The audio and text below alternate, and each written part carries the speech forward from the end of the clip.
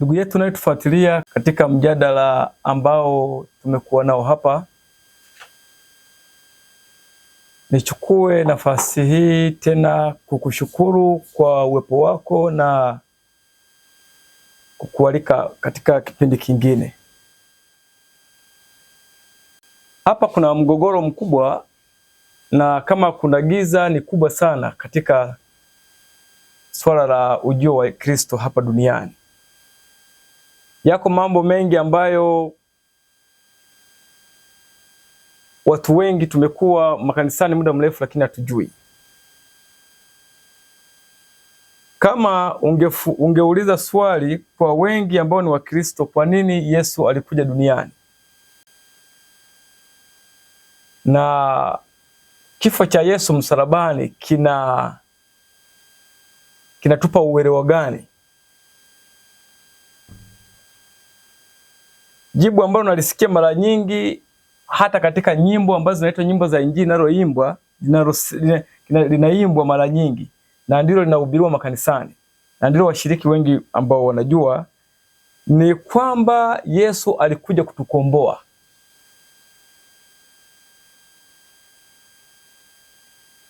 Hiyo ndilo jibu ambalo watu wengi wanalo. Na juu ya kifo cha Kristo pale msalabani, hiyo hata mtoto mdogo angeweza kujibu kwamba alilipa dhambi, na tuna nyimbo tunaimba alilipa bei, aliondoa sheria na vitu kama hivyo. Hapo hayo ndio mambo ambayo watu makanisani, theolojia imetufanikishia kuwa nayo. Lakini ingekuwaje kama tungesema kwamba sehemu kubwa ya maelezo hayo sio ya kweli, na kama tungesema kwamba huenda hiyo haifikii hata nusu ya kazi ile ambayo Yesu ilimleta duniani, au kama tungesema kwamba injili zetu tulizonazo zimemisi kabisa hilo lengo. Kuna wale ambao wanasema alikuja kulipa bei, na kama ni Mungu kulipa bei, alikuja kulipa deni.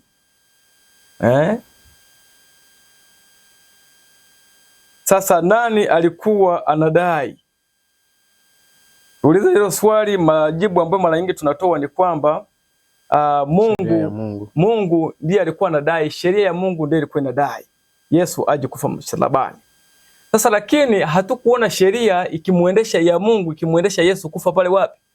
Msalabani. Badala yake tuliona shetani ndio alikuwa anamuinda Yesu tangu akiwa yuko mdogo kuzaliwa mpaka Kalvari.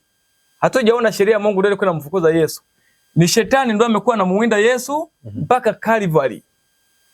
Kwa hiyo tukisema kwamba sheria ya Mungu ndio ilikuwa inamdai Yesu aje kufa, hatuioni katika maisha ya Yesu sheria hiyo ikimdai kufa. Hapo lazima kuwe na kosa kubwa sana ambalo linafanyika kwenye theolojia. Sasa sheria ya Mungu kama ilikuwa inamdai kufa, ina maana ina ushirikiano na shetani, ndio ilimtuma shetani kuja kumuua Yesu, au ni nini? Au ni shetani ndio anayo ile sheria iliyokuwa inamdai Yesu kifo? Kwa hiyo wakati tunajitahadharisha kwamba tusipatwe na uongo, tayari tuko na uongo mkubwa zaidi ambao unaishi kwenye akili. Swali lingine ambalo ningependa kupitia hapa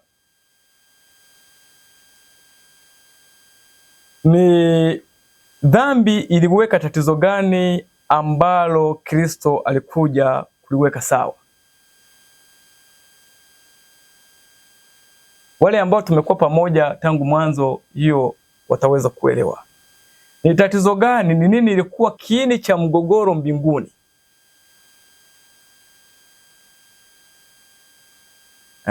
Je, ni kiini hicho ndio kilimleta Yesu duniani, au alikuja kufanya nini?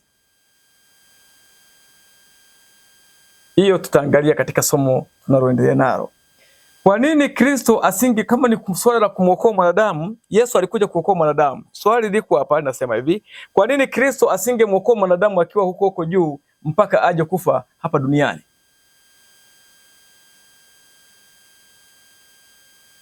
tukiangalia kwamba Enoko tayari alikuwa ameokolewa, amethibitisha Mungu kwamba ilikuwa ni possible kumwokoa mwanadamu bila yeye kushuka wapi?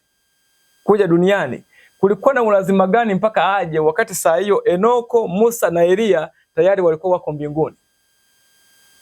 Kwa kama kulikuwa na uwezekano wa Mungu kuokoa mwanadamu akiwa huko juu, kusingekuwa na sababu nyingine yoyote ya kumleta mwanawe duniani hapa chini ya utawala wa Shetani. Kwa nini sasa alikufanyika hilo? Nafikiri majibu yanaweza yakapatikana tangu tulipoanza na hasa tunapoenda kwenye somo hili leo. Nami bila kuchukua nafasi nyingine tena nihamishie fursa hii kwa ndugu Wycliffe. Tumishi. Naam, nashukuru. Karibu. Maswali hayo ni mazito na ni mengi. Ndiposa tuweze kupata uelewa ulio sahihi na ulio katika mwelekeo unaofaa kuhusu maswali ambayo yameulizwa, lazima tuweze kuweka mambo katika muktadha wake, na muktadha wa maswali hayo ni katika pambano kuu, jinsi ambavyo tumejifunza katika siku ambazo zimepita 7, wiki moja sasa. Ambacho kitaweza kutusaidia kuweza kuelewa uzito wa swali hilo ni kwamba kadri tunavyoendelea utagundua kwamba maswali hayo yanapata majibu tofauti mawili, na hamna wala majibu mengi. Majibu yanakuwa ni mawili, na majibu haya mawili hajawahi patana, kwa sababu mgogoro na pambano kuu unahusu kundi la Mungu na kundi la Shetani. Ni pambano la giza na nuru, ukweli na nini, na kweli na uongo au udanganyifu. Kwa hiyo tukianza kujifunza utagundua ya kwamba majibu haya na uelewa kuhusu maswali ambayo yameulizwa, ambao ndio inakuwa ni kanuni ya, si kanuni, msingi maalum wa Injili ambao zimehubiriwa, inatoka moja kwa moja kutoka na uelewa wa falme hizi mbili tofauti ambazo hazilingani. Kwa hiyo utagundua ya kwamba kuna watu ambao watakuwa katika makundi mawili, na kila wakati katika historia hii kundi zimekuwa ngapi tu? Kundi zimekuwa 2, kwa sababu ya migogoro iliyopo ni inahusu kundi mbili. Kwa hiyo kundi la kwanza ni lile ambalo linafuata uzima au sheria ya Mungu ambayo ndio kanuni ya uzima. Kundi la pili ni lile ambalo linafuata serikali ya mbadiliko. Sijui kama nitakuwa nimetumia Kiswahili sahihi. Serikali ambayo inaleta hoja ya kwamba wanahitaji kuleta mapinduzi ya kubadilisha sheria za Mungu, kila moja ikiwa na haki yake, ambazo haki hizi mbili hazifanyi kitu gani? Hazifanani. Kwa hiyo yeyote ambaye atakuwa anatazama sheria ya Mungu kutoka kwenye haki bandia, inaitwa haki bandia katika masomo yetu jinsi ambavyo tumejifunza. Yeyote ambaye atakuwa anajifunza mpango wa wokovu na kuja kwa Kristo duniani hapa kupitia haki bandia, majibu atakayoyatoa bila shaka yatakuwa ni kinyume na yule ambaye atatoa majibu kutoka kwenye haki ya Mungu kama ilivyodhihirishwa katika maandiko. Ndio maana kwa mfano ukiangalia katika Biblia tulivyoanza kitabu cha Yohana wa kwanza 3, Yohana wa kwanza 3:4, kuna versions nyingi ambazo tuweza kuangalia zinazozungumzia dhambi ni nini. Tukapata dhambi kwa kifupi ni wakati ambapo mtu amevuka, ameingia katika ufalme wa sheria ya serikali nyingine. Kwa maana nyingine amevuka kutoka katika ufalme wa uzima, ameingia katika ufalme wa mauti, ambayo lugha nyingine kwenye Message Bible, the Message Bible version inasema ni kwamba ni kuleta disorder. Unaelewa? Kunapokuwa na disorder, then hiyo disorder kulingana na maandiko ya Ellen White anasema ya kwamba inaleta anarchy, ruin, destruction, na tunakuwa out of harmony with the universe. Kwa hiyo yule anayeelewa kanuni za Mungu kulingana alivyoumba, tunapoenda kinyume na kanuni za uzima, matokeo yake yanaitwa consequence, na wala consequence hizo hazijaletwa na Mungu moja kwa moja, bali kwa sababu umeenda kinyume na nini? Na sheria ya uzima.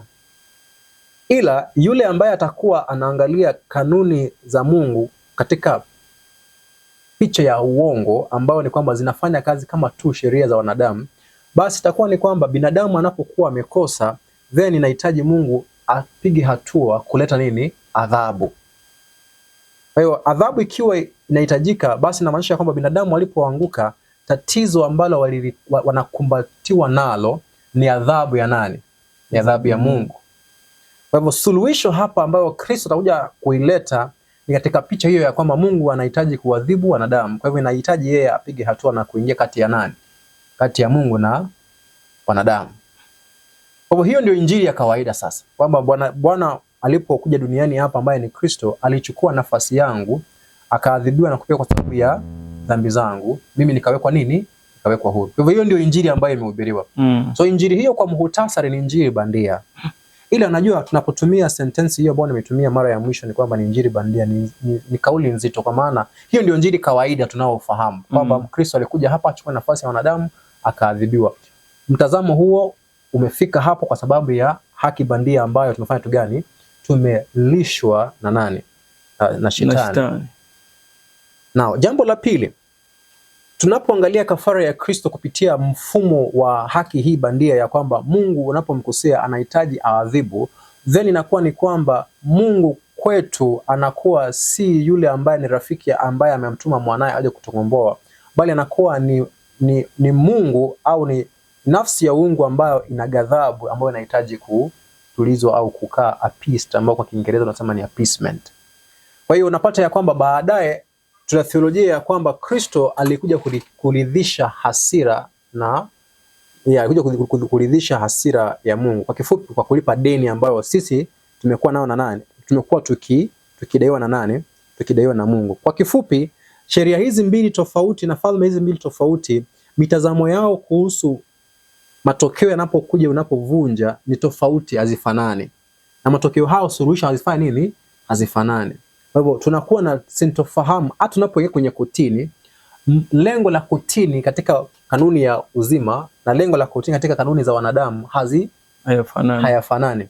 Kwa mfano, ukiangalia katika koti ya wanadamu, jinsi ambavyo tumeelewa mfumo wa haki ya wanadamu, mahakama, asante, utapata ya kwamba mtu aliyokuwa mkosaji, lengo la kupelekwa kotini ni kuona kama ushahidi unaweza patikana ndiposa akaletewa nini? Adhabu. Kwa hiyo mchakato wa hukumu pale ya ile process ya kotini ya mahakama pale ni kupima kama kwa kweli amevunja sheria ama hajavunja sheria. Ndiposa baada ya hapo huyo mtu aletewe nini? Si aletewe, apewe inachoitwa adhabu. Sio? Ndio maana unapata ya kwamba kuna ya kauli ambayo umekuwa ukitumia kwamba haki ya binadamu itakuwa inatoa mema kwa yule ambaye alikuwa anatafuta haki na yule ambaye alikuwa anashtakiwa analetewa nini? Adhabu. Mfumo huo ndio ambao umeweza kuaffect kanisa la Wakristo na hajalishi ni kanisa lipi.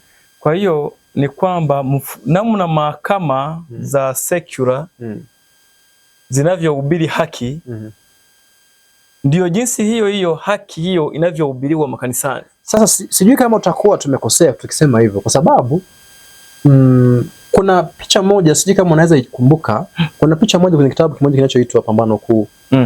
Mahali ambapo mahakama ya Mungu imechorwa. Ukiangalia picha ile imechorwa na kuna mizani fulani. Hukumu ya upelelezi pale.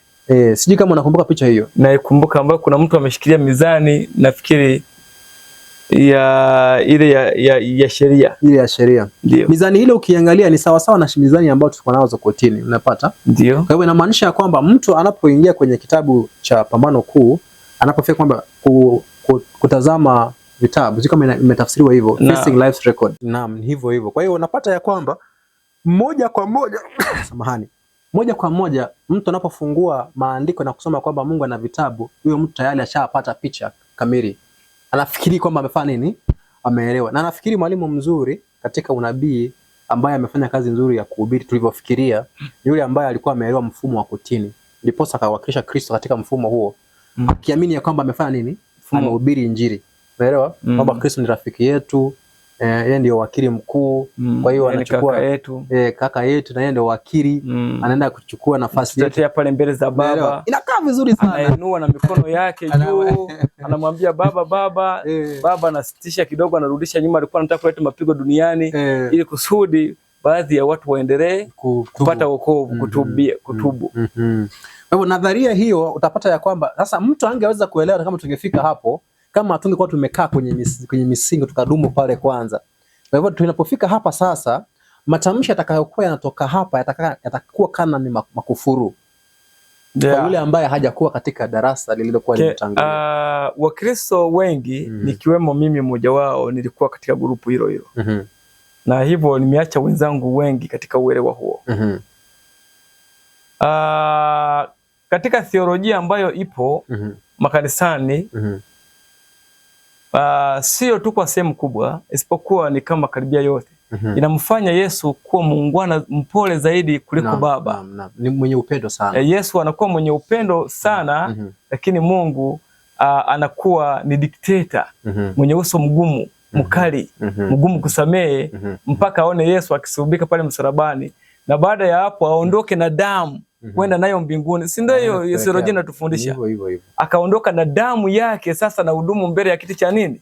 Mbele ya kiti cha enzi. Kwa hiyo Mungu anakuwa anaangalia alama zile za Yesu kwenye mikono, anaridhika, anasema sasa hawa wanadamu ningewaadhibu, ila kwa kuwa wewe tayari ulishapokea adhabu yao, basi kwa hiyo hawezi kutuona sisi ila mpaka tujifiche nyuma ya nani? Nyuma ya Kristo. Sasa hapo ndio anaridhika. Yani ndio tunanusurika, kwa sababu yani ndivyo ambavyo theolojia inavyomuumba Mungu, ndio inamportray Mungu kwa namna hiyo hapo.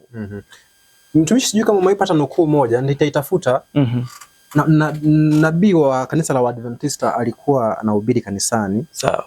Akasema ya kwamba makanisani unasikia sana kuhusu Kristo anakupenda, Kristo anakupenda, Kristo anakupenda. Alafu akasema ya kwamba upendo wa Baba kamwe ni kama hata ukuweka katika mawazo, haujaitamkwa.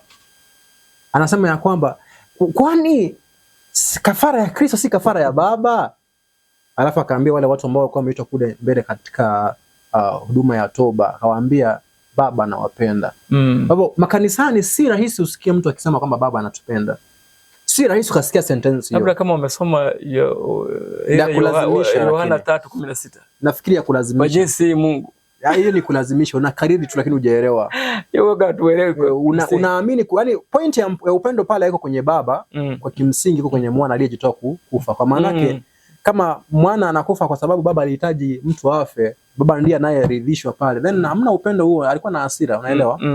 Ila nafikiri kwa kifupi tumefungua mjadala huu uwe ni kama ni mazungumzo ambayo yataendelea katika mawazo ya watu wengi na katika makanisa yetu. Tuweze kuzungumzia jambo hilo. Lakini sasa naomba turudi katika sasa mtiririko wa wazo. Hivi kwa kweli mission ya Kristo ilikuwa fupi hivyo? Kwamba alikuja duniani hapa kuja kurudisha hasira ya babake? Basi kama alikuja duniani hapa arudisha hasira ya babake, si angeridhisha ukiwa kule? Ama labda mwingine anasema ya kwamba hakuchukua wanadamu pale, ilibidi achukue binadamu, umwili wa binadamu hapa duniani, alafu ndipo arudi Adamu kule. Mwingine mtu anasema hivyo. Ila nafikiri nafahamu kwamba Kristo alipokuja hapa duniani, naomba ufungue kitabu cha Yohana. Naomba anzie mstari ule wa kwanza, Yohana mlango wa 17 pale.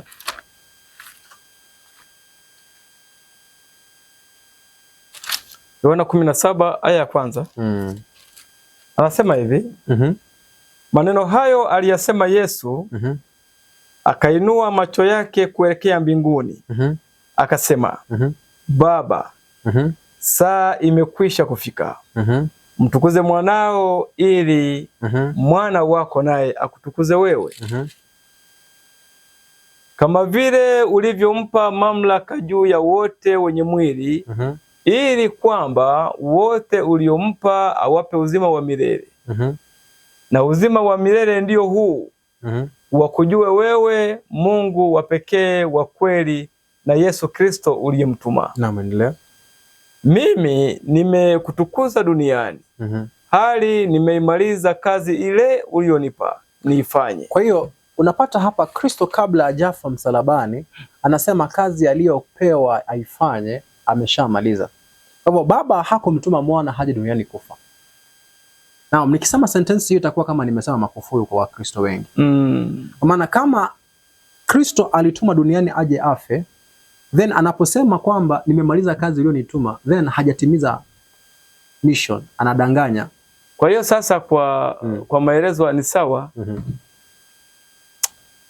Yaani kuna mgogoro mkubwa sana katika swala hilo hapo.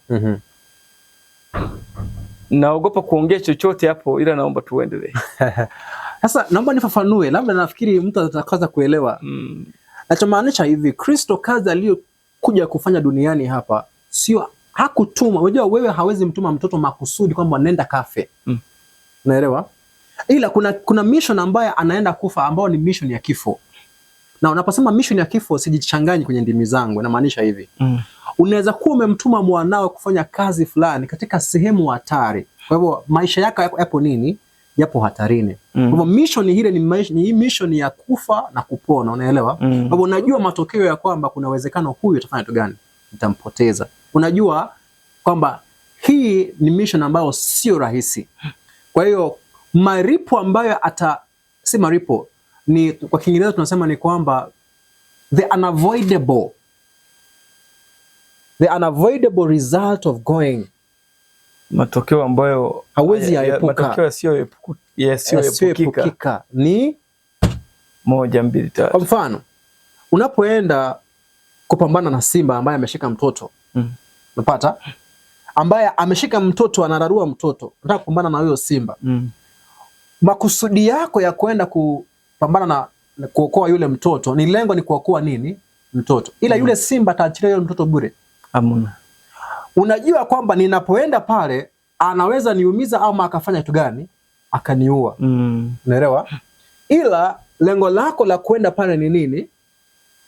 Ni kuokoa mtoto. Kwa hiyo ikiwa mke wako Neema atakutuma nenda kamuokoe mtoto, kwenye mchakato ule labda utapambana na simba akaachilia mtoto, ila simba akakurarua ukafa.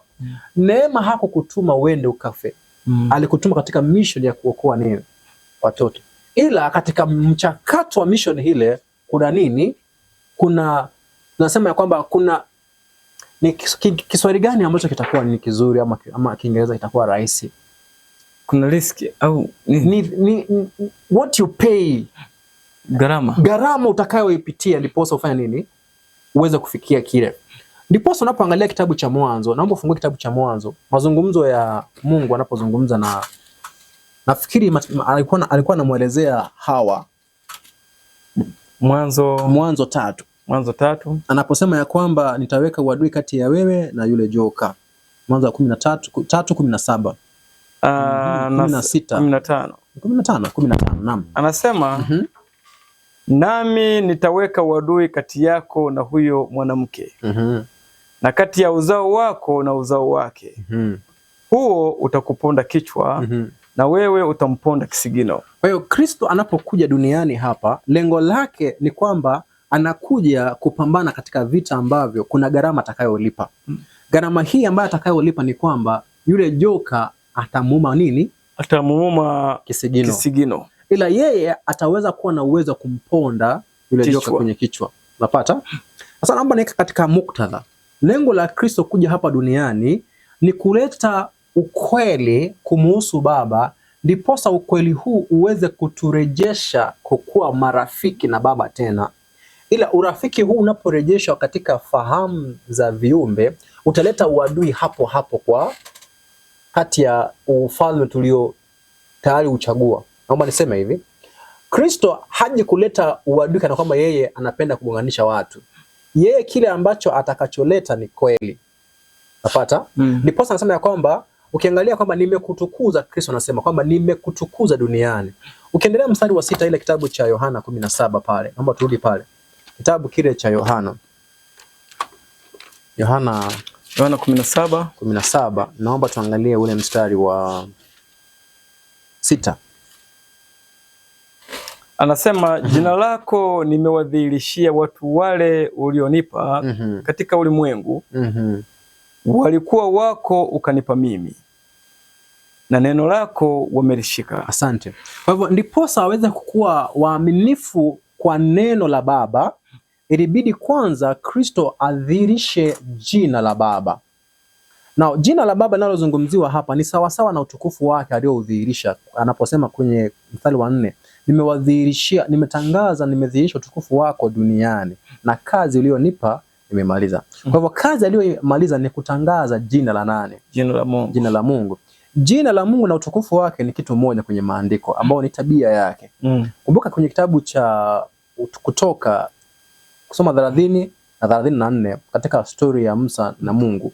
Utukufu aliodhihirishiwa, kando na kwamba Mungu alipita katika utukufu wa mwili, mung'ao, alitangaza utukufu ambao ni tabia. Mungu wa rehema, anayesamehe, ambaye ni mpore, ambaye si mwepesi wa hasira, ambaye hawezi kosa kusaidia mtu makosa yake. Zile zote ni tabia zake.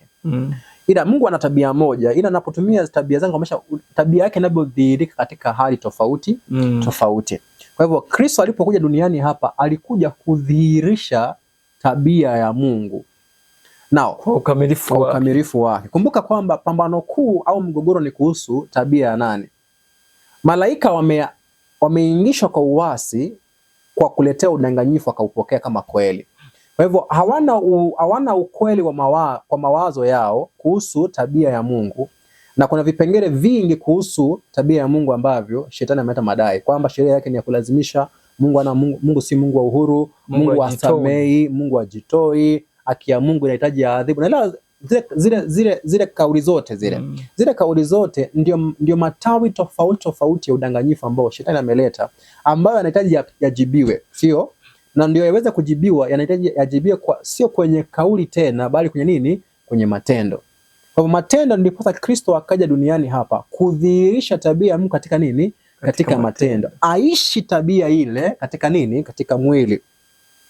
Ndipo yeyote ambaye atakuwa hapa duniani atakayekuwa amemuona Kristo na kujifunza, kwa kweli atakuwa amemuona nani? Amemuona Mungu. Sio kumuona Mungu katika umbo, bali atakuwa ameona Mungu huwa anatenda kazi vipi au namna gani. Naelewa mpaka pale?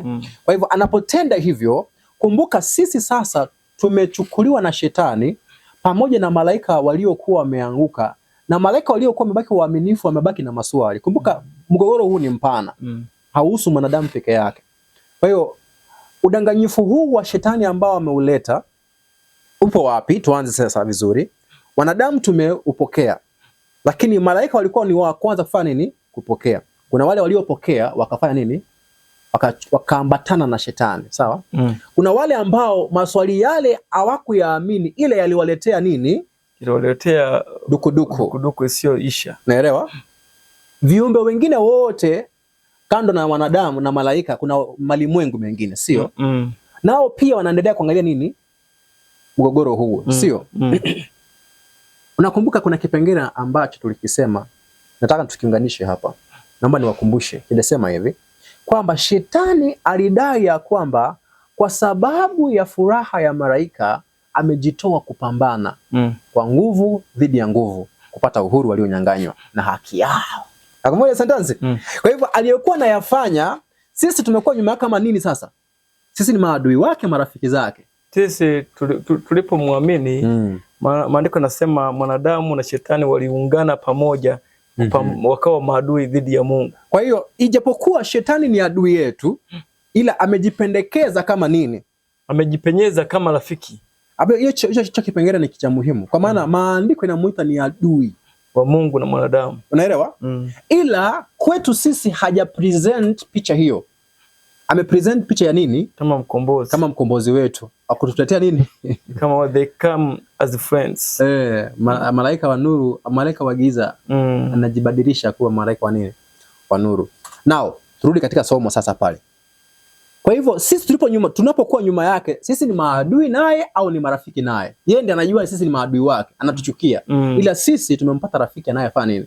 Anayetupenda. Ndio basi uadui uweze kurejeshwa. Mungu hakuji kutuletea. Unajua, kwa mfano tuseme kwamba wewe na tuseme nitumie rafiki Joel, ni marafiki wazuri. Sasa napotaka kuleta uadui kati ya wewe na Joel, ninachofaa kufanya ni kuwagonganisha. Kwa kufanya namna gani? Kukuletea mambo ambayo si ya kweli kuhusu nani?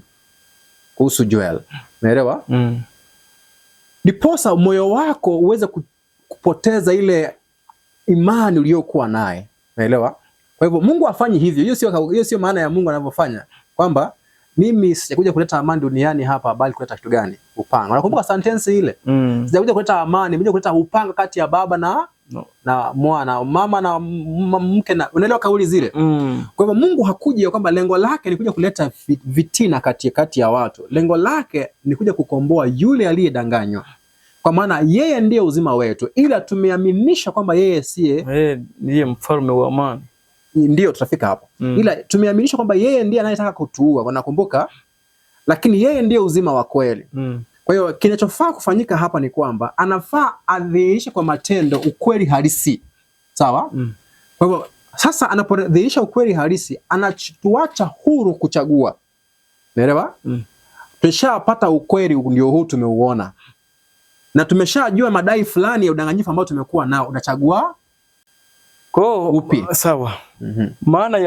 Maana ya mimi hapo kwenye maana ya ukombozi, kwa nini watu wengi somo la tabia ya Mungu linakuwa gumu kuingia?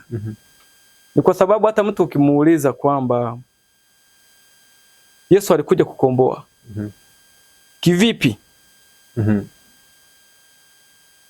Mwanadamu alikuwa amepotea. Kivipi mwanadamu alipotea? Je, alikuwa aonekane duniani baada ya kutenda dhambi? Alikuwa anaonekana. Sasa kama alikuwa anaonekana, unasemaje tena kwamba mwanadamu alikuwa amepotea? Ina maana Mungu akiwa mbinguni alikuwa muone mwanadamu mpaka Yesu alipokuja kumtafuta? Hamuna. Umeelewa hapo? Wanadamu walikuwepo na Yesu alikuja kuwapo. Sasa kupotea ambako mwanadamu alipotea ni kupi?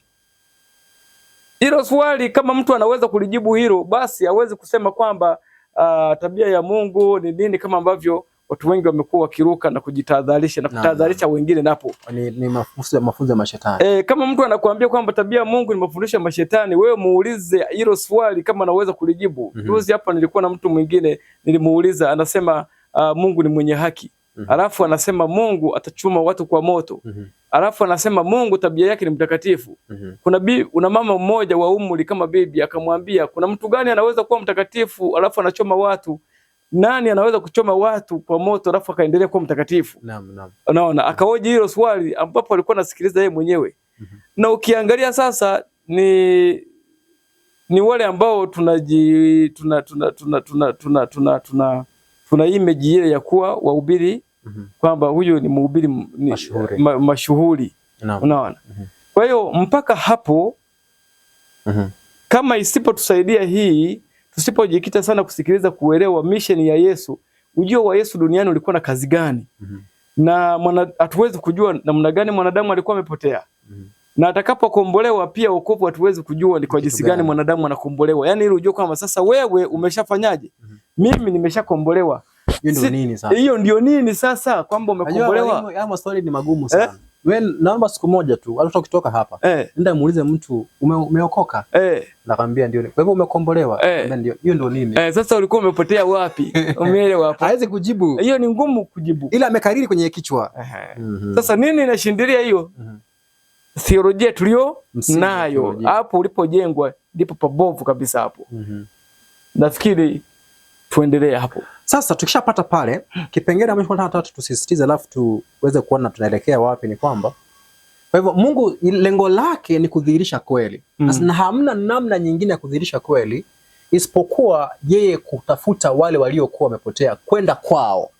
Aende aishi nao, waone anavyotenda matendo yake, anavyofanya tu gani, yanavyodhihirika. Nao kipengele cha msingi ni hii ambacho nilikuwa nataka tuunganishe. Kwa hivyo anapoleta kweli, anatuacha huru fanya nini? Tuchague. Kwa hivyo ukiamini ukweli aliokuwa ametoa kupitia mwana, basi urafiki uliokuwepo kati ya wewe na shetani umefanya tu gani? Unapata itirafu, unavunjika. Ndio maana ya kwamba nitaweka nini? Nitaweka wadui. Sasa wadui ule sasa kuna kipengele ambacho tutakuja kuongeza baadaye, kwa kujua Mungu alivyo, kwa kuelewa, kumeona kwamba tabia yake ni hii na hii na hii. Chenyewe hakitakusaidia. Napata? Tutakuja kufahamu kwa nini. Kwa maana kama tayari hauna uzima, mtu anapokusomea sheria, ile sheria tumesema inakuletea nini? Inakuletea hukumu tayari. Kwa maana kwa mfano, Umeipata mtu ambaye amejifunza tabia ya Mungu, anapojifunza kisha kujifunza anasema Mungu anisamee, yani niko mbali sana naye. Unaelewa hiyo sentence? So nini imetendeka pale? Ile tabia ya Mungu ameipenda sawa, ila kuna kitu ambacho imemfanyia, imembonda bonda. Wakati ambapo ataanza kufurahia ni wakati ambapo anaanza kuruhusu tabia ile iwe na nafasi katika nini? Katika maisha. Anaanza kushangilia, anaanza kuwa na raha ya nini? Raha ya wokovu. Ila kabla hajaweza kukubali, sio kukubali, hajaweza kuipokea ndani iwe ni uzima ndani yake, itakuwa wakati wote nampatia changamoto. Na changamoto ile unaweza kuwa unaita kama ni hatia katika mawazo. Kwa mfano unapokuwa katika mahubiri, tuseme kwamba niko katika kwenye madhabahu. Najua saa hizi nafikiri tumefika mahali ambapo sijui wewe unaweza jizungumzia, labda nizungumze kwa niaba ya ufahamu wangu na uzoefu wangu. Imefika mahali ambapo kwenye madhabahu unasita sometimes kuzungumza baadhi ya vitu. Unasita kutoa kauli fulani katika midomo. Kwa maana hautaki kumwakilisha Mungu wako vibaya. Unapata? Ukikaa hivi kwenye video, unaposikiza video uliyoitoa, sema nini hii? Unaelewa? Ni kwa maana unajua Mungu anavyotaka uishi, ila bado hujafanya nini? Tabia ya Mungu inatupatia nini? Changamoto. Tunaanza kuchukia tabia tulizokuwa tunazipenda, lakini bado haijaweza kudhihirika kamili katika maisha yetu. Kwa hivyo tunaendelea kupambana na nafsi yetu ya kale, kuruhusu maisha yake yadhihirike ndani yetu, ila bado unapata na nini? Tuna udhaifu. Ila naamini ya kwamba hatubaki pale mahali ambapo tunarudi pale, tunaingia kwa mtumishi Paulo. Hiki kimekuwa kilio cha karibia watu wote ambao wamekuwa katika plani ya ukombozi. Naam. Petro na Paulo analia. Anasema ni nani maskini mimi? Ni nani atakayeniokoa na mwili huu wa nini? Wa mauti. Wakati wanazungumza hivyo, hiyo ni waraka kwa Warumi. Tayari alikwisha kuhubiri, kuna kanisa la Warumi, kuna kanisa Korinto, kuna kanisa Efeso, kuna kanisa wapi. Lakini anaandika waraka kwa Warumi, bado anadhihirisha kwamba anayo vita kali inayoendelea baina yake yeye na nafsi yake. Asante sana. Ili nafikiri pia kipengele kinapatia mtu matumaini. Kwa maana unajua uasi wenyewe ni uwe uasi. Kumbuka kunakuwa lazima ukuwe na ile akili ya ukaidi. Unaelewa? Kwa hivyo Paulo anapolia pale haridhiki ila sio mdhambi mkaidi. Kwa hivyo hata sisi tunapata kwamba kuna watu ambao wanapambana washinde baadhi ya udhaifu walio nao. Ni kitu ambacho inafaa kupatia tumaini ya kwamba Mungu hawahukumu kwa ajili hiyo. Ni kitu cha kufurahia kwamba ninafurahi sana nimeanza kuona udhaifu wangu. Wiki 2 zimepita, kuna mtu alinipigia simu tukazungumza naye. Ilikuwa ni usiku, baadaye tena asubuhi kawa amenipigia. Lakini baadaye tunapofunga mazungumzo akaniambia niombee kwa sababu najisikia mwenye hatia sana. Nikasema kwani kuna dhambi yoyote ambayo hapana, naona tu yani sifanyi vile ambavyo natakiwa kufanyaje? Natakiwa kufanya. Sasa ninakuwa naumia sana, nafsi yangu mara kwa mara inakuja hivyo. Nikamwambia hiyo inapaswa kuwa hivyo na hakuna namna nyingine, kwa sababu ni kazi ya Roho Mtakatifu kuvuta kutoka mahala uliko ili uweze kwenda mahala pengine. Kwa hiyo sio kitu cha kuhuzunikia ukose usingizi, ni kitu cha kufurahia na kuendelea kujitoa zaidi kwa nani? Kwa Mungu, kwa sababu amekushika mkono ndo mnaenda. Lakini shetani mara nyingi pia naye anaingia hapo akitumia madhaifu yetu tulio nayo na maovu tuliyofanya huko nyuma kwa kutuambia kwamba wewe huwezi kufanyaje? Kuokolewa. Yani wewe hutaweza kuokolewa. Umeona? Kwa hiyo tofauti inakuwepo, ni kutosikiliza ile sauti inayokuambia huwezi kuokolewa. Badala yake unaposikia hali ya kujutia dhambi, ni ushahidi kamili kwamba Roho wa Mungu yuko ndani ya nafsi anafanya kazi. Ukifahamu tabia ya Mungu ilivyo, basi hautakuwa na hofu ya kupotea katika muktadha huo. Kwa maana utakuwa unajua kwamba mawazo yanapokuja ya kwamba utapotea kwa sababu haujatenda, unajua kwamba ni sauti ya shetani. Naomba nisome nukuu moja iliyo hapa. Special Testimony Volume A. Kwa kifupi inakuwa ni SPTA 01A 10 page 10 paragraph 1. Irudie tena. SP ndogo, S kubwa, P ndogo, naam, T kubwa na A kubwa. Alafu 01 ikiungana na hiyo imetangulia 01 na A ndogo, alafu na A ndogo. Hiyo yote ni title ya kitabu. Sawa. Page yake ni page 10 paragraph 1. Yeah. Na nukuu hii inatia sasa uzito wa introduction hiyo yote ambayo tumefanya. Sawa. So Christ came to our world. Yesu alikuja katika dunia yetu to reveal the Father, kumfunua Baba, amid the gross darkness of error and superstition which then prevailed, katikati ya giza kuu na makosa na ushirikina uliokuwa umeshamiri wakati huo. Shamiri. Naomba niseme kitu fulani. Nukuu ya Desire of Ages 22 paragraph 1 inasema ya kwamba giza lililokuwa limefunika dunia ni makosa ya Mungu jinsi alivyo. Umesikia mtu akisema kwamba funzo la tabia ya Mungu ni funzo la mashetani. Unapopata mtu anataka kukushtua na kukutishia kwamba hayo mafunzo ya shetani, hiyo ndio sauti ya shetani. Hiyo ndio shetani, yani huyo ndio shetani. Ndio shetani halisi. Kwa sababu shetani ndio kwenye mwanzo kabisa amemvisha Mungu tabia yake. Kwa tabia ya shetani inapoanza kufunuliwa kwamba hii si tabia ya Mungu, shetani ndiye atakayekuwa anapiga kelele, sio Mungu. Huyo sio Mungu, huyo ni shetani. Ndio posa endelee kujificha. Kwa hivyo sauti zinazokuwa zinazunguka kwenye mitaani pale kwamba watu wanafunza mafunzo ya mashetani, ni sauti ya shetani mwenyewe. Sasa tunaelewa kwamba Mungu tabia yake inapokuwa inaharibiwa, then huwa hamna kelele. Kwa hiyo kimsingi hizi kelele, umenipa neno hapa, kimsingi hizi kelele ambazo zinaendelea kutahadharisha kwamba muone tahadhari, msiende pale, ni tabia ya shetani. Hiyo sasa unaposikia hiyo ndio tabia, huyo ndio shetani mwenyewe sasa yuko amekaa hapo.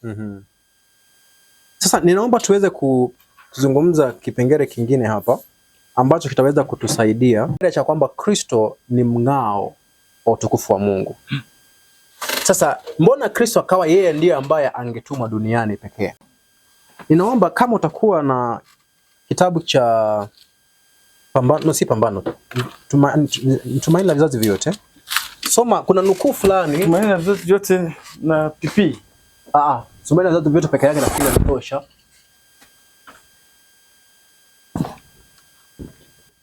Ila nimepata hii inasema hivi, sijui itakuwa ni 22 paragraph 2 ama itakuwa ni 22 paragraph 1. Itakuwa inasema ulimwengu ulikaa gizani kwa kutomuelewa Mungu na tabia yake. Na kumbuka nukuu tumesoma ya kwamba Kristo alikuja kudhihirisha Mungu katikati ya makosa makubwa na ushirikina uliokuwa umetanda. Umeelewa? Sijui kama ile nukuu tulisema tulimaliza. Kule chini nasema ya kwamba kwa sababu ya giza kubwa lililokuwa limefunika wanadamu. Nao giza kubwa linatafsiriwa hapa, nasema ulimwengu ulikaa gizani kwa kutomuelewa Mungu na tabia yake. Ili kurudisha ulimwengu kwa Mungu. Sasa njia ya kurudisha ulimwengu kwa Mungu, hiyo ndio mpango wa wokovu, sawa? Ilipasa nguvu ya shetani ya kudanganya ivunjwe. Jambo hili lisingetendwa kwa kutumia nguvu, tumezungumzia hicho. Mungu alitaka huduma ya upendo tu, na upendo usingepatikana kwa kutumia nguvu na uwezo. Upendo tu ndio utawasha watu. Kumjua Mungu ni kumpenda. Tabia yake lazima ipanuliwe na kama itakuwa imetafsiriwa vizuri hapa, ipanuliwe na ile ya shetani. Yule ajuae urefu na kina cha upendo wa Mungu ndiye tu anaweza kufanya hivyo. Sasa mbona hicho Kiswahili kinakaa kana kwamba kimepotea? Tabia yake lazima itofautishwe, kupanuliwa, si ile hata sina shida na hiyo peke yake mimi. Ila kuna kipengele kimoja hapa ambacho nafikiri wameweza kukipotosha. Naomba niangalie version hii nyingine wanasema nini. 22 hapa. 22 paragraph 2. Kuna kipengele hapa ambacho kimekosa.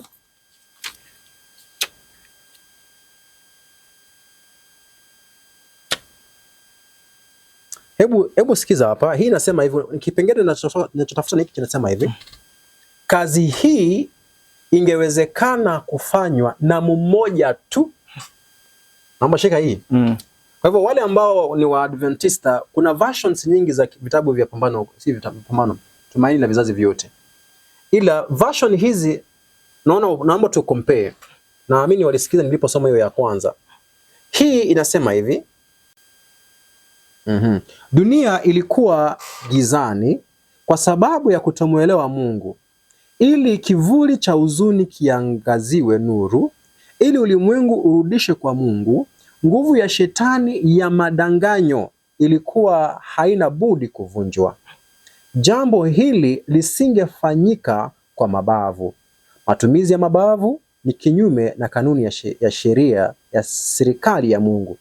Anatamani huduma ya upendo, na upendo hauwezi kuamrishwa, hauwezi kupatikana kwa kulazimisha au kwa kutumia mabavu.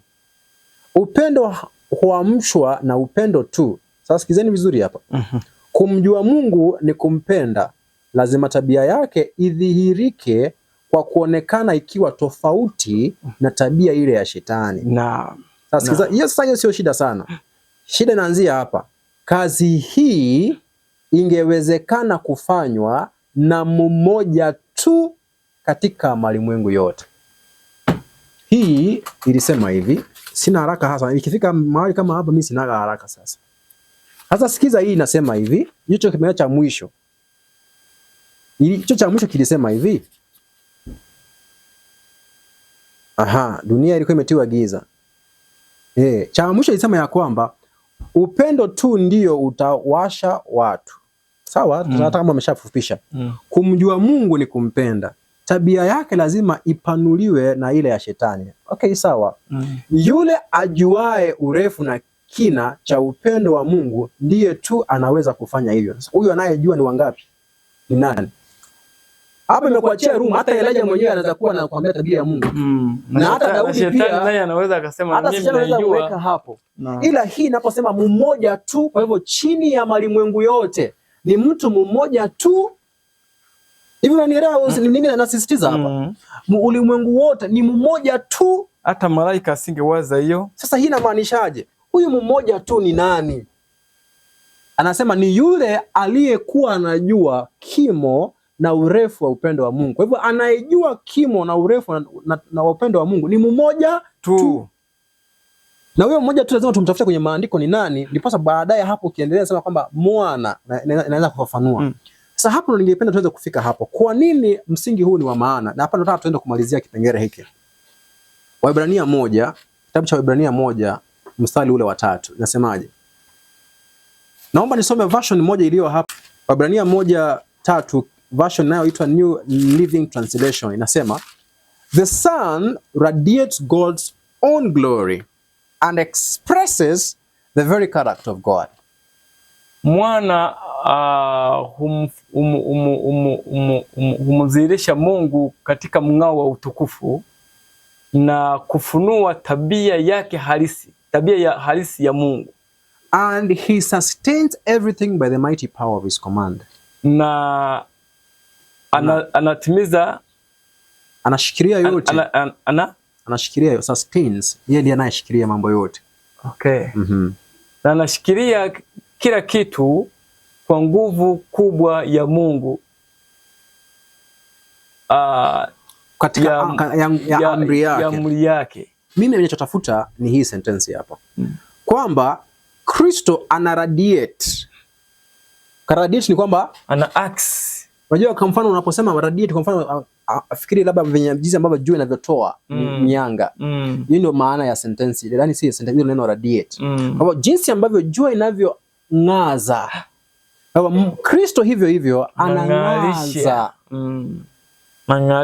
Anang'arisha utukufu wa Mungu. Hivyo unaelewa sentence wa tabia ya Mungu. Yaani kama hii ndio jua, jinsi ambavyo jua inavyotoa ndio maana ya kuradiate. Kwa hivyo Kristo ana radiate, anatoa, unaangaza, anamulika kwa tabia ya Mungu. Sasa kumulika ile jua inaweza kuwa inamaanisha ya kwamba tabia ya Mungu iko kule, wewe unamulika kule. Mimi sasa hii ni yeye anayotoka, yeye ndiye anayefanya nini? Anatoa, anayetoa. Lakini ya pili nasema hivi, and expresses the very character of God. Yaani hapo huo muhuri tukiweza kuelewa vizuri, Then kipengele hiki cha 8 kinafika mwisho. Kwamba Kristo anang'aa utukufu wa Mungu. Utukufu wa Mungu ni tabia yake. Anang'aa tabia ya Mungu na yeye anadhihirisha tabia halisi ya Mungu. Sasa hiyo Kiswahili chenye mnakijua, mnaenda ukisoma nyumbani. Sasa mbona hiyo iko hivyo?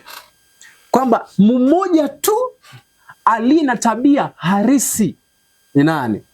Ni Kristo. Ni Kristo. Sasa katika kipengele hapa mahali hapa ambapo umefikia, tuhamishe mawazo kutoka kwa shetani. Mtuhumiwa hapa anayetuhumu, yani kwenye kesi anayetuhumu kwenye kipengele hiki hapa ulipofikia, atuhamishe mawazo kutoka kwa shetani. Badala yake turudi tuweke katika muktadha wake halisi. Mpaka Yesu anakufa ni kwamba Mungu yuko ndani ya amezamishwa ndani ya tuhuma. Na aliyemzamisha katika hizo tuhuma hajatoka Mungu ndani ya tuhuma tangu azamishwe kwenye tuhuma, ni shetani. Ndio maana maandiko katika Yohana ile anasema hivi, hakuna mtu aliyemuona Mungu wakati wowote. Kwa nini Mungu wakati wowote hajaonekana? Ni kwa sababu alikuwa amezamishwa ndani ya nini? Ya tuhuma. Na wote ambao wamedai kumjua Mungu, wamemjua Mungu lakini hawakumjua kwa sababu walikuwa wanamueleza Mungu wakiwa wamemfungamanisha pamoja na nini? Na tuhuma. Si ni hivyo? Aha. Kwa hiyo sasa Yesu kimsingi anapokuja kumtoa Mungu kwenye tuhuma, haji kumtoa Mungu katika tuhuma ambazo shetani anamtuhumu. Shetani hawezi kubadilika atubu. Anakuja kumtoa Mungu katika tuhuma ambazo mwanadamu anafanyaje? Amepokea kutoka kwa shetani ambazo anamtuhumu Mungu. Sisi ndio tuna mashtaka ndani ya mawazo sasa. Kwa hiyo ni mwanadamu kwenye akili yake ndio yuko na tuhuma dhidi ya Mungu, ambazo tuhuma hizo mwanadamu amezipokea kutoka kwa nani? Kwa shetani.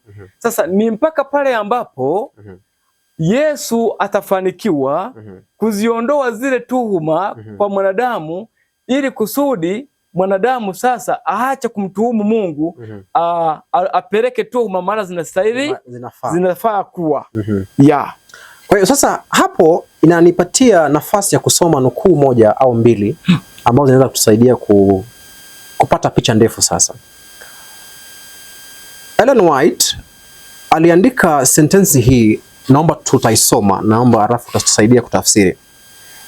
Ni Review and Herald. Sawa.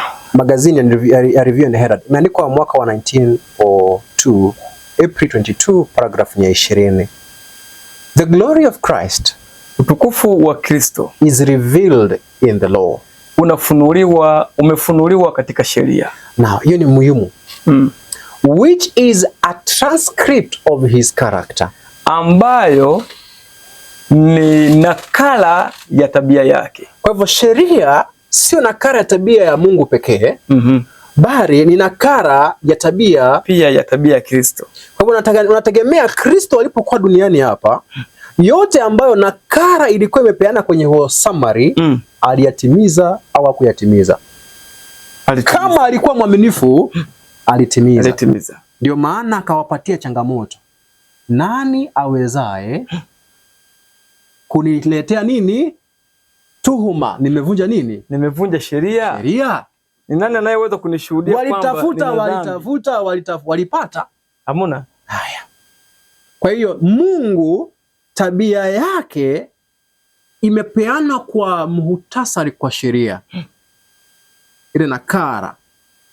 Ila Kristo naye tabia hiyo ipo kwenye nini? Nakara. Iko kwenye. Kwa hivyo haijarishi sasa utaenda kusoma wapi, aufai kupata pingamizi popote. Sasa ukienda kwenye nakara itakwambia usidanganye. Ukienda kwenye nakara itakwambia ya kwamba usiwe na tamaa ya mali ya jirani yako, sio? Ukienda kwenye nakara itakwambia ya kwamba upendo haumdhuru mtu. Itakwambia Petro, rudisha panga alani mwake, biashara mapanga ni hapa hayatakiwi. Mtu anaanza kuuliza hiyo ni sheria namba ngapi? Hilo ukishaelewa kanuni ya Mungu, basi unaanza kujua upana wa sheria yake. Ndio maana mtu akasema kwamba watu wanafikiria kwamba wameelewa sheria ya Mungu, maana hiyo orodha ya amri wameshika. Sheria ya Mungu ni pana. Kwa hivyo yote ambayo Kristo anayatenda anatimiza nini? Sheria ya Mungu. Kwa hivyo unapata ya kwamba anapokemea Petro kwamba mimi hayo unayoyafanya siko na haja nayo, ningekuwa na haja ningeyatumia. Anadhihirisha kanuni yake ya nini? Ya uzima. Petro, mimi katika ufalme wangu atatumia kipanga. Unaelewa? Anapokuja baadaye anakataa Yuda na wanafunzi wake watumie nguvu kumweka awe mfalme. Anawaambia kwamba ufalme wangu hautawali wanadamu kupitia nini? Kwa kutumia nguvu. Kutumia nguvu. Unaelewa sasa kanisa anaanza kufafanua kwenye matendo. Kwani kumbe sasa Yesu yuko na ufalme, Yesu ufalme wake ni tofauti na wa Mungu nao ni tofauti. Au sasa hapo uwezekani kuwa kwa maana sasa Kristo anapokuja hapa anachodhihirisha, anadhihirisha ufalme wa nani? Ufalme wa Mungu. Ila ukweli halisi ni kwamba katika tafsiri tulionayo na jinsi ambavyo tumegawana Biblia, tumegawana katika falme mbili. Na ufalme ule wa kulazimisha, jinsi ambavyo Waisraeli watumia nyundo, mapanga, mawe, panga kwenda kuchukua ufalme wa Kanani, walifikiria ni ufalme wa Mungu. Ila hapa Kristo anakana, unaelewa? So hapo unapata kana kwamba kuna picha mbili ya nafsi mbili ambazo hazipitani. Ukifanya hivyo then umempinga Kristo kwenye kauli yake, ama either Kristo mwenyewe na Baba wamejipinga kwenye kauli yao ambao walisema hivi kwamba mimi na Baba tu moja. Kama yeye na Baba wao umoja, ila hapa Baba kule yeye alikuwa anawaongoza watu waende kupiga nchi zingine, wachukue nchi zao kwa nguvu. Hapa mwana anakataa. Alimtuma nani? Alimtuma Sauli aende kuua, sibakiza hata mtoto. Umeelewa hizo kanuni sasa? Kwa hiyo sentensi kama zile zimekamata akili ya mwanadamu. Kwa maana yake nini? Wewe mtumishi bwana. Nani alimtuma Sauli akamwambia? Kwanza akakasirika alipobakisha. Nani alimtuma? Si ni Mungu alimtuma? Mfano wa nani huo sasa? Sasa ni msikilizaji, ni ama uchague kujifunza Mungu kupitia Kristo, sawa, au kumjifunza Mungu tabia yake kupitia wana wa Israeli. Ni uamue mmoja. Wewe ndio taamua sasa ni nani ambaye anatosha kuwa msaidizi wa wewe kumwelewa Mungu, atakayemfunua Mungu kwenye akili ya wewe. Ingependeza sana ikiwa atachagua Kristo. Lakini ingekuwa vizuri kama Mungu ambapo daima anatushauri mwishoni. Ni vizuri, lakini ukichagua kujifunza Mungu kupitia nani? Kupitia Kristo. Sasa ile nukuu unajua tumemalizana nayo hivyo, ila kuna kipengele ambacho nataka tuende mbele tena. Kipengele hiki ni cha nukuu hiyo hiyo, ila sasa ni ya March 25, Review and Herald. Sawa. Naomba jamani, unajua wakati mwingine nukuu hizi tukizitoa, naomba msikilizaji aziandike. Unajua kwa nini? Nukuu hizi zitakuwa ni msingi wa kuweza kutupatia mwelekeo wakati ambapo tunapopata changamoto. Ndiposa nukuu hii ukirudi pale ukisoma tena unasema kama hii iko kweli, hapa kama nimeelewa hapa tofauti, lazima nirudi hapa. Unaelewa? Una uhakika. Yaani hapa haubahatishi. Unaelewa? Mimi huwa nasema ya kwamba nikishapata kanuni na ushahidi, hata kama sina maelezo na uelewa mwingi, kuna vitu ambavyo nitajua kwamba hii siko sawa, hii niko sawa, hata kama sina ufafanuzi. Ni kweli. Naam. Hii inasema hivi, Review and Herald March 25, 1902, paragraph ya 3. Msomaji naomba tafsiri hapa, alafu msikilizaji wetu aweze kuisikiza. Sawa. Do you want to know more of the character of God? Je, unahitaji kufahamu zaidi juu ya tabia ya Mungu? Naamini yule ambaye amefuatilia hadi mahali amefika hapa, jibu itakuwa nini? Itakuwa ndio. Ila mwandishi wa nukuu hii hajasema ndio au hapana. Ameuliza swali nzuri ambalo ningelipenda kila mmoja ajiulize. Do you want to know more of the character of God? Unahitaji kufahamu zaidi juu ya tabia ya Mungu? Then bear in mind. Ndipo kuwa na hili katika wazo.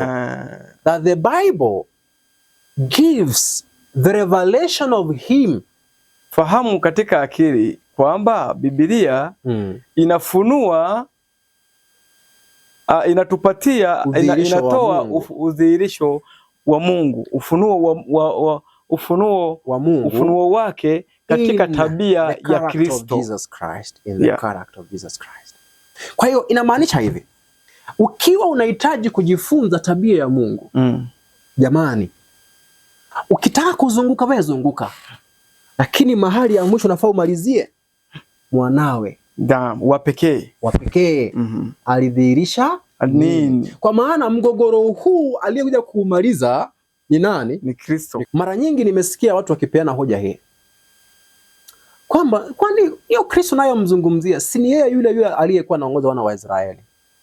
Kwa hivyo ndio hapa duniani hakutenda hayo alipokuja, ila kule kwa wana wa Israeli alifanya. Sasa naomba tufafanue hii. Kwa hivyo hiyo inamaanisha ya kwamba Baba na Mwana wanakuwa wachumba wadanganyifu. Hii inamaanishaje?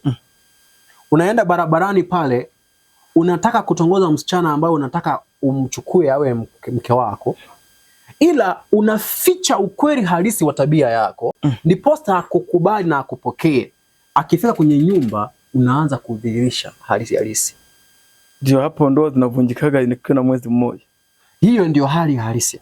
Kwa hivyo ikiwa Mungu alimtuma mwanawe akamwambia nenda waambie upendo, uadhihirishe upendo wangu, ila alipokuja hapa akamwambia usidhihirishe hii ambao ndio imekuwa katika msingi wa pambano, then Baba na Mwana ni wachumba nini?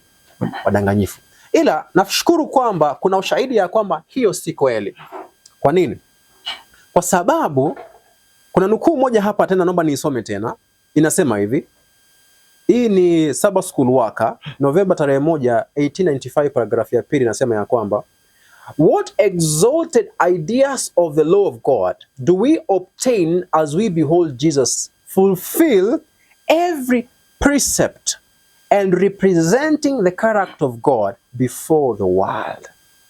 Hii ndio pointi ya msingi, kwamba ni mawazo gani yaliyokuwa yameinuliwa ambayo tunayaona kuhusu sheria ya Mungu, wakati ambapo tunamuona Kristo akitimiza kila kanuni na kudhihirisha tabia ya Mungu mbele ya malimwengu. Hii inamaanishaje? Tabia tunayozungumzia ya kwamba inatudhihirishia tabia ya Mungu katika maisha ya Kristo ni ile tabia aliyoishi. Si tabia aliyokuwa katika kivuli akiamuru watu, tabia aliyoishi. Kwa hivyo kama Kristo huyo ndio mmoja aliyeishi akiamurisha wana wa Israeli, na yeye ndiye aliyekuja hapa akaishi kanuni akazitimiza, na hii ndio tabia ya Mungu, then huku tafsiri tulizo nazo kuhusu Kristo na matendo aliyoyatenda sio sahihi. Sawa. Sijui kuna nukuu hapo, unaweza kuiongeza hapo? Nukuu moja naomba tuweze kuisoma nayo. Inatoka kwenye devotion inayoitwa That I May Know Him. Kwa Kiswahili inasema ya kwamba kama Mungu Baba angekuja katika ulimwengu wetu na kukaa kati yetu, akijinyenyekeza, akifunika utukufu wake ili wanadamu waweze kumtazama, historia tulionayo ya maisha ya Kristo isingebadilishwa. Kumaanishaje? Maisha ya Kristo ni kopi ya tabia ya nani? Ya tabia Kristo. In fact hii inanikumbusha kipengele fulani hapa ndugu, ambacho ningelipenda tuweze kukiangalia hapa. Unamkumbuka Kristo alipokuja duniani hapa, kuna sentensi moja aliyoitamka ambayo nafikiri yule ambaye ni mzazi anaweza chukuliana, sijui kama kuelewa na kuelewa uzito wa sentensi ile. Kitabu cha Yohana. Yohana 5:19. Anasema mwana hawezi kutenda neno mwenyewe, ila lile ambalo amuona Baba analitenda. Kwa hivyo mwana anakopi tu kile ambacho Baba anatenda. Kwa hivyo yale ambayo Kristo alifanya hapa hayakuanza hapa duniani. Aliyaona kwa Baba. Naye akafanya kitu gani? Akatenda. Na hivyo sio kwamba aliyakopi kujilazimisha. Uzima wa Baba ndio uliokuwa unaonekana katika maisha ya Kristo. Anaongeza kwa maana yote ayatendayo yeye ndiyo ayatendayo mwana vile vile. Amina. Kwa hivyo ikiwa unahitaji kujifunza tabia ya Mungu, msumali ambao utaweza kukuondoa katika ufalme wa shetani ni kujua njia za nani? Njia za Kristo. Ndiyo ayatendayo mwana vile vile. Amina. Yote ambaye anayatenda yeye ndiyo ayatendayo mwana vile vile. Kwa hiyo kama Baba angekuja ukampelekea mwanamke aliyekamatwa uzinifu, mwambie piga mawe. Umwambie vile Musa ametuambia kupiga mawe. Yeye angeinama tu chini akaandika Baba. Kumbuka hao watu wanapomletea yule mwanamke wanamtega. Ndio. Wanamtega wakifikiria kwenye akili zao Kristo anaenda kinyume na maagizo ya Mungu. Sawa, ndio maana anawatega. Sawa, mimi ningependa kwenye kitabu cha MB Mount of Blessing, inayohusu mambo ya kiroho. Anasema sheria inavyohusu mambo ya kiroho. Naam. Sasa mambo ya kiroho ni kitu gani? Hapo ndipo ili ujue hayo mambo ya kiroho ni mpaka ujue jinsi wanadamu walivyopotea. Kama hujajua ni ngumu hapa napo kujua. Anasema hivi, sheria iliyotolewa huko Sinai ilikuwa tangazo la upendo na mafunzo ya amri ya mbinguni duniani.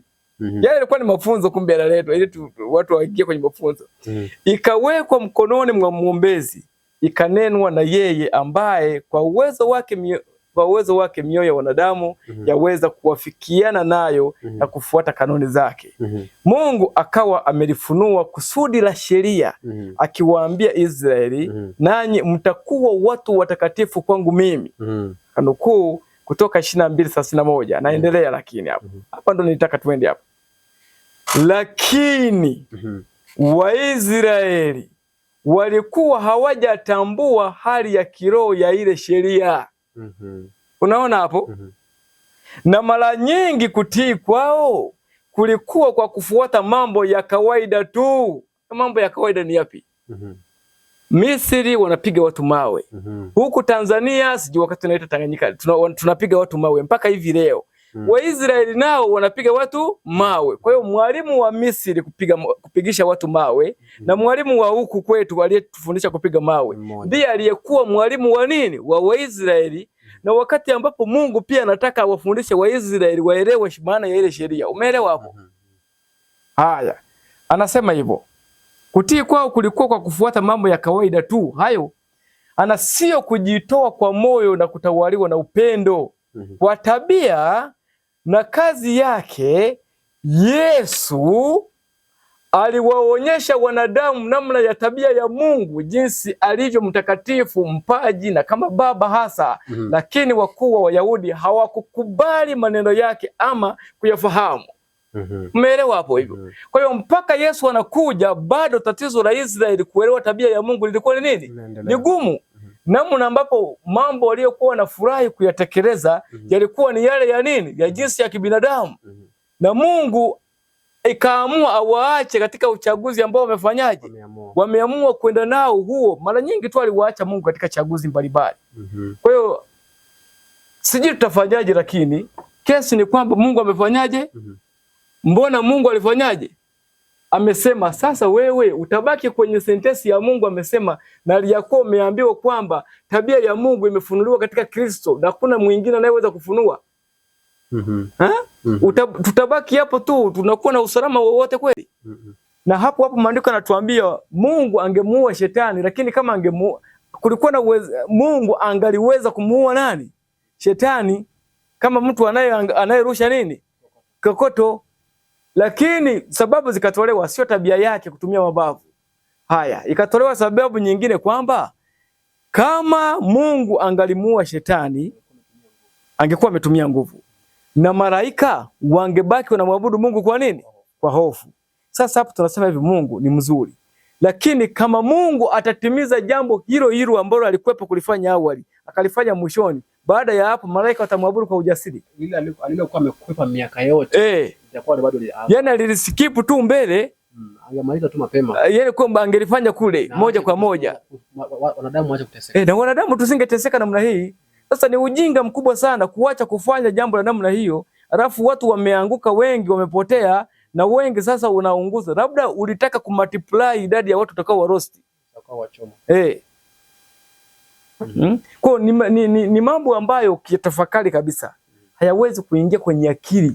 Vinginevyo tuwe tu tuna chuki binafsi na Mungu au tuna chuki binafsi na wale wanaofanyaje? Wanaohubiri ujumbe. Hakuna namna yoyote ambayo mtu na tuwe atumwamini Yesu. Hatuwezi kuwa mbali na hapo.